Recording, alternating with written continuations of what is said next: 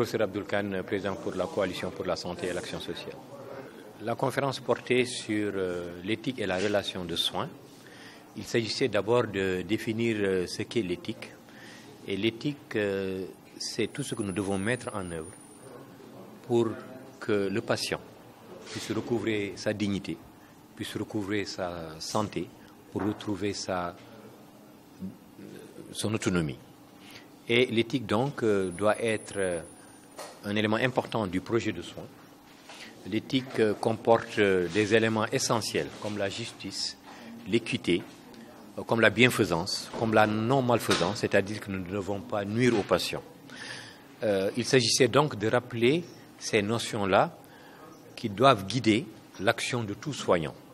Le soignant doit être à la disposition du patient, de sa famille, de son entourage, et doit développer son projet de soins pour permettre au patient de recouvrer cette dignité-là. Et ceci se fait dans le respect de la personne humaine, qui est donc un élément essentiel de l'éthique. Nous avons bien entendu souligné les insuffisances des connaissances sur l'éthique des soignants dans nos différents pays, et nous avons ébauché des solutions. Et les solutions, nous semble-t-il, doivent partir d'abord de l'éducation au niveau de la société, de l'éducation dans nos différentes écoles, dans la famille, mais également dans les écoles de formation de nos soignants.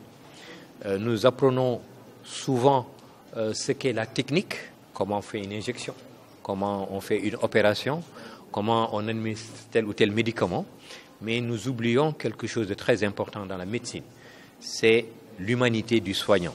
Et donc nous devons aider les gens à avoir un savoir-être, à comprendre qu'on ne peut pas être un bon soignant si on ne respecte pas la personne humaine.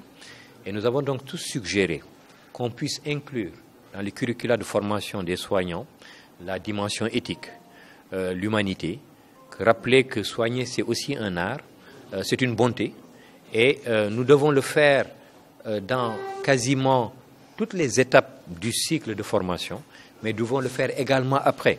Lorsque vous êtes médecin, vous êtes dentiste, vous êtes infirmier, vous devez quand même continuer à renforcer votre dimension éthique, à renforcer votre humanité.